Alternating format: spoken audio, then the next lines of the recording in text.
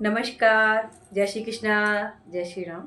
मैं पूनम सक्सेना आप सभी के सामने एक नई कहानी, एक नई जानकारी के साथ। मैंने अपनी पिछली वीडियो में आपको राजा मांधाता और उनके पुत्रों के बारे में बताया था।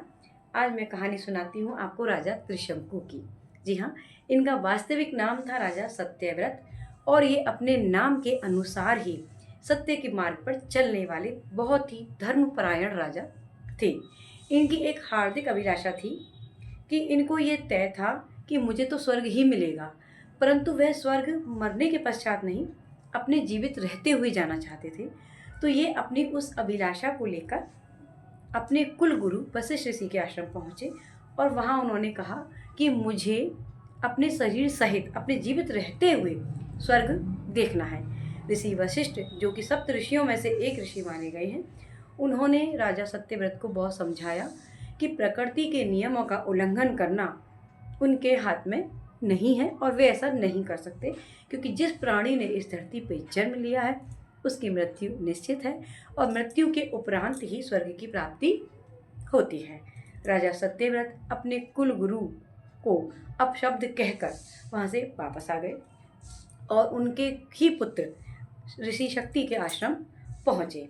ऋषि शक्ति के आश्रम में जाकर उन्होंने ऋषि शक्ति से वही बात कही जो ऋषि वशिष्ठ जी से कही थी।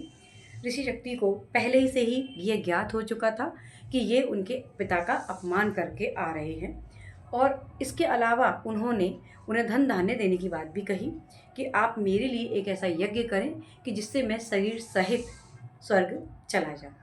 तो ऋषि शक्ति जी ने इन राजा सत्यव्रत को शाप दे दिया कि मुझे लोभ लालच दे रहे हो और मेरे पिता का अपमान भी किया है, तुम बन बन भटकोगे। उसके पश्चात राजा सत्यव्रत निराश होकर अपने महल वापस आए और अपना पूरा राजपाट अपने पुत्र राजा सत्यवादी हरिश्चंद्र को सौंपकर वे चले गए।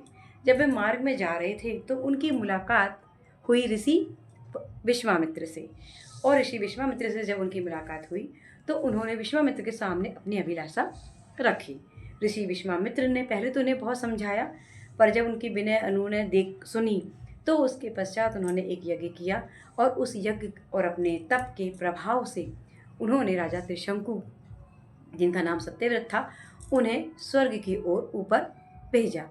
जब स्वर्ग लोक में इंद्र बैठे हुए थे और उन्होंने ये प्रकरण देखा तो उन्हें बड़ा आश्चर्य हुआ कि ऋषि विश्वामित्र ऐसा कर रहे हैं।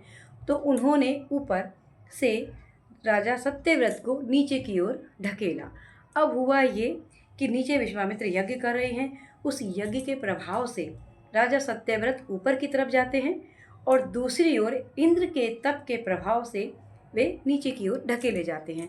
और ऐसा माना जाता है, ग्रंथों में ऐसा लिखा है कि कई वर्षों तक वे उस ब्रह्मांड में, धरती और आकाश के बीच में बहुत सालों तक घूमते रहे थे।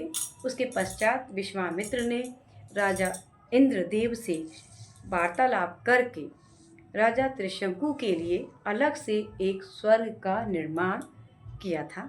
तो ऐसे थे राजा त्रिशंकु, जिन्हें हम सूर्य कुल के राजा के नाम से जानते हैं। सत्यवादी राजा हरिश्चंद्र के पिता थे और सत्यवादी राजा हरिश्चंद्र की कहानी तो जग प्रसिद्ध है कि उन्होंने अपना सब कुछ दान दे दिया था ऋषि विश्वामित्र को, और यहाँ तक कि अपनी पत्नी को भी उन्होंने किसी को दे दिया था, जहाँ उनकी पत्नी ने अपने पुत्र रोहित के साथ में रहकर कार्य किए थे।